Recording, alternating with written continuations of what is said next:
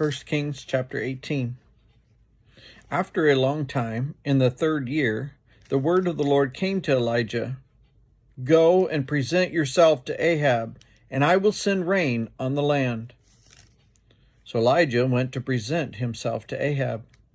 Now the famine was severe in Samaria, and Ahab had summoned Obadiah, his palace administrator. Obadiah was a devout believer in the Lord. While Jezebel was killing off the Lord's prophets, Obadiah had taken 100 prophets and hidden them in 2 caves, 50 in each, and had supplied them with food and water. Ahab said to Obadiah, "Go through the land to all the springs and valleys. Maybe we can find some grass to keep the horses and mules alive so that we will not have to kill any of our animals." So they divided the land they were to cover, Ahab going in one direction and Obadiah in the other. As Obadiah was walking along, Elijah met him. Obadiah recognized him, bowed to the ground, and said, "Is it really you, my lord Elijah?" "Yes," he replied. "Go tell your master, Elijah is here." "What have I done wrong," asked Obadiah, "that you are handing your servant over to Ahab to put him to death, to be put to death? As surely as the Lord your God lives, there is not a nation or kingdom where my master has not sent someone to look for you. And whenever a nation or kingdom claimed you were not there, he made them swear that they could not find you. But now you tell me to go to my master and say, 'Elijah is here?' I don't know where the Spirit of the Lord may carry you when I leave you. If I go and tell Ahab and he doesn't find you, he will kill me. Yet I, your servant, have worshipped the Lord since my youth. Haven't you heard, my Lord, what I did while Jezebel was killing the prophets of the Lord?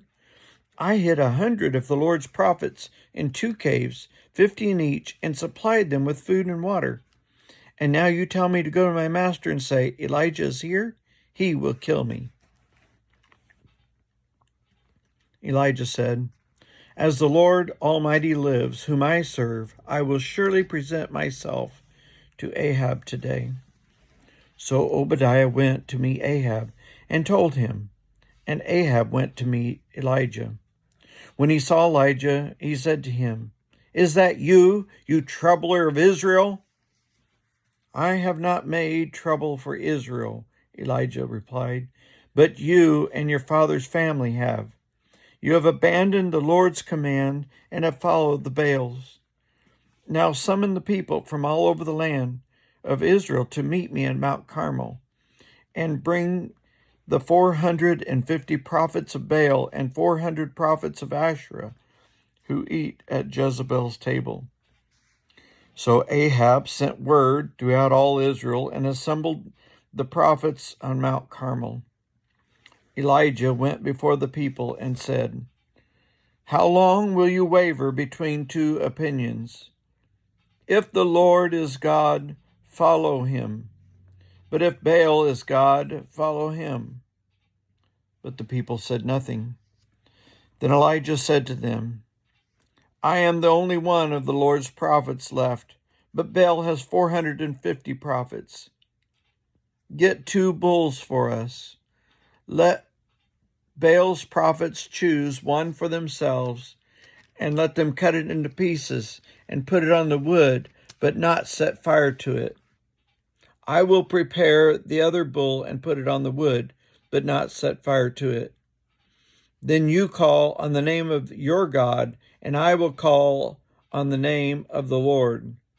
The God who answers by fire, he is God."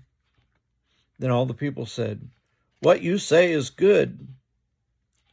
Elijah said to the prophets of Baal, "Choose one of the bulls and prepare it full first, since there are many of you.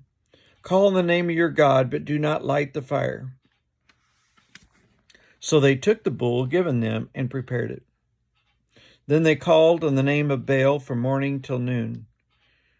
"Baal, answer us," they shouted, but there was no response. No one answered, and they danced around the altar they had made. At noon, Elijah began to taunt them. "Shout louder," he said. "Surely he is a god.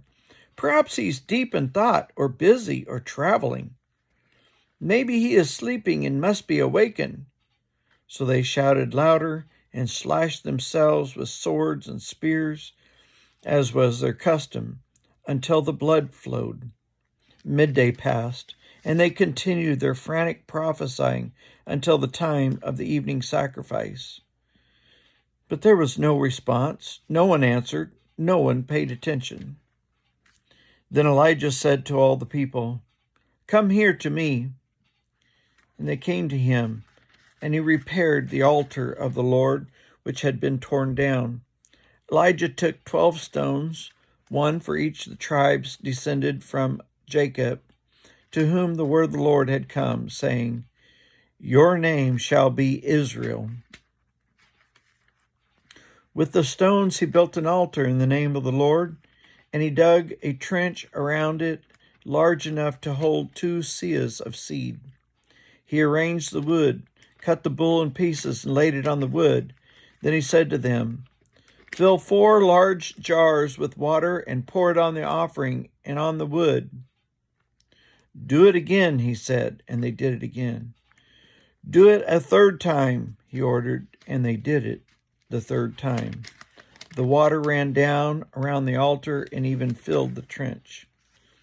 At the time of sacrifice, the prophet Elijah stepped forward and prayed, "Lord, the God of Abraham, Isaac, and Jacob, let it be known today that you are God in Israel, and that I am your servant, and have done all these things at your command. Answer me, Lord, answer me, so these people will know that you, Lord, are God, and that you are turning their hearts back again." Then the fire of the Lord fell and burned up the sacrifice and the wood, the stones and the soil, and also licked up the water in the trench.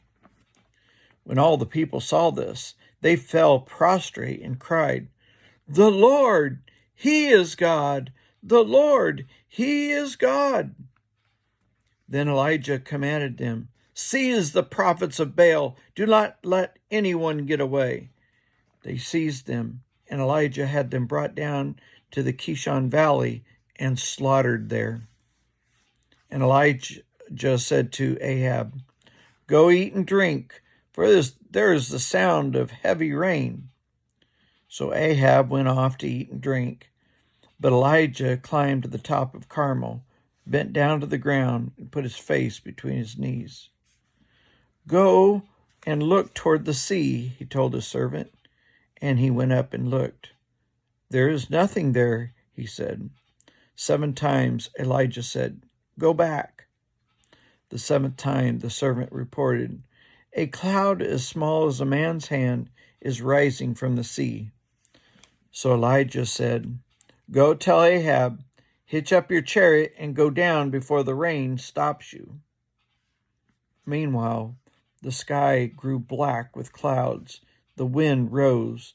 A heavy rain started falling, and Ahab rode off to Jezreel. The power of the Lord came on Elijah, and tucking his cloak into his belt, he ran ahead of Ahab all the way to Jezreel.